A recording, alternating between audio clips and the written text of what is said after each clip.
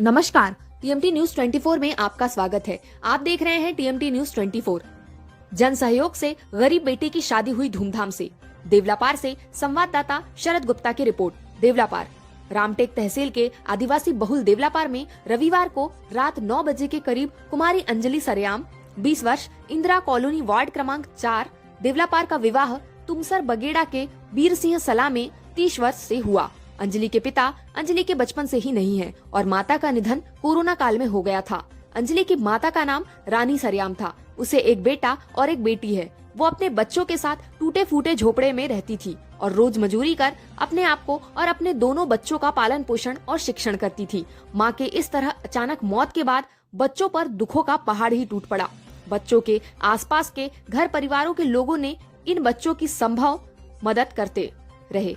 बच्चों ने जरूरतों को समझते हुए अपनी पढ़ाई बंद कर अपनी रोजमर्रा की जरूरतों को पूरा करने हेतु रोज मजदूरी का काम शुरू कर दिया।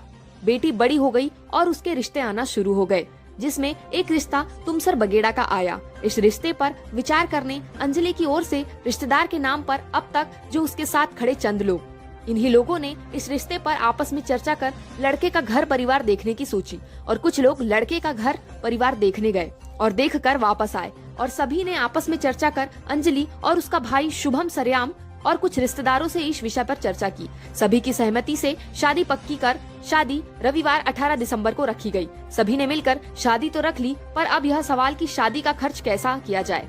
अंजलि और शुभम के पास तो खर्च उठाने की बिल्कुल भी क्षमता नहीं थी, लेकिन इस विवाह को जोड़ने वाले उन लोगों ने हिम्मत नहीं हारी। इस विवाह के लिए जितना अच्छा हम कर सके उतना हमें करना है, साथ ही और अपने करीबी रिश्तेदार और जान पहचान वालों से भी जो बन पड़े मदद लेंगे। इस सोच के साथ कार्य किया गया और इस कार्य को उम्मीद से ज्यादा सफलता मिली।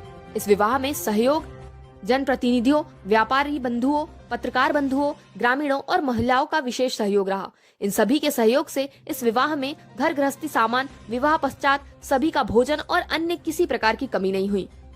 विशेष वर पक्ष ने इस विवाह में कन्या के अलावा कुछ और की इच्छा भी नहीं जताई थी, लेकिन कन्या के भाग्य से और लोगों के प्रयास से उसे बहुत कुछ मिल गया।